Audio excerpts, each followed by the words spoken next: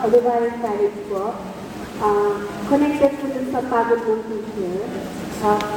Yung mobilization, yung halos nagka-cut out ka ng mga level. Sa Facebook po ako. Mama, mapapansin nyo, ang hina ng boses nyo.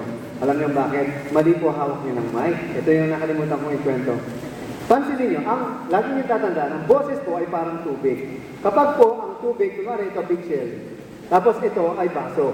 O ngayon, pag hindi ko tinapat, ano nangyayari?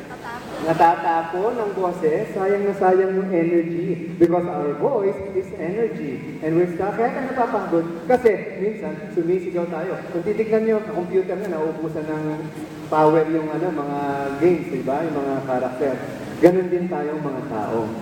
Yung iba nga, narinig nyo, 60 yun ng mga klase nyo. Pasay ka. Ang problem daw, naglabas daw ng memorandum ng DepEd na bawal daw gumamit ng mga label sa isang school. Aba, sabi ko isang malaking kalokohan. Ito mama, ito sekreto, tingnan niyo ako mabuti. Ito ang boses ko kapag may mikropono. Pero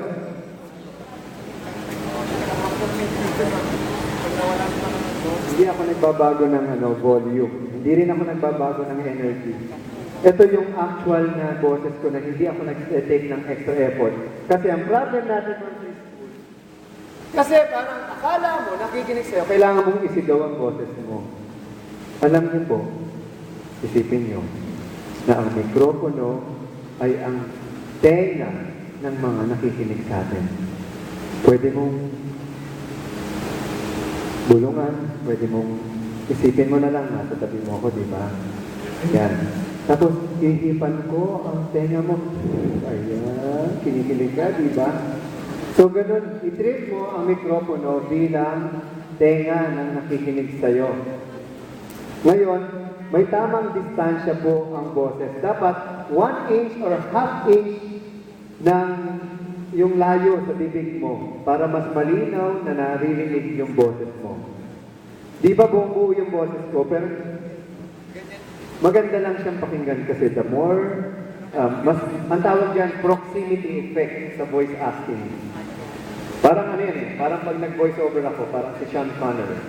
So for a shift of remember, of a life for some of change, some forever, not for better, some of wrong and some remain. So, parang pabulong siya, pero ang linaw, di ba yung mga, it's our world. Yung mga ganyan, parang pabulong. Okay ma'am, sige, ano po yung nangyari sa buhay natin? So, sir, ganyan nga po ba? Yan. Nag-lecture po kasi ako. Anong gata ko ganyan. Okay lang yan. Wala po akong boses, pinamagahan. Uminom na po ako ng Bactidol. Uy, nag-gargle ako ng Bactidol. So, wala pa rin. Nandun pa rin po yung wala kang boses.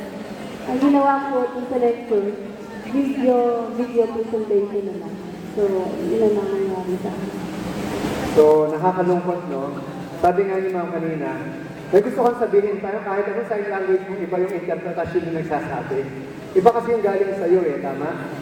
So, ma'am, ito bang ginawa natin ngayon, may nakatulong sa inyo? Malaki po, malaki na tulong. First time in history niyo po na may nagkwento ng mga ganito.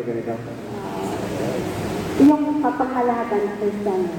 Kasi iba pwede mag-talk lang, pero kami talaga full. Ito nga po yung sinasabi ko. Ma'am Irene, maraming salamat po. Ibigay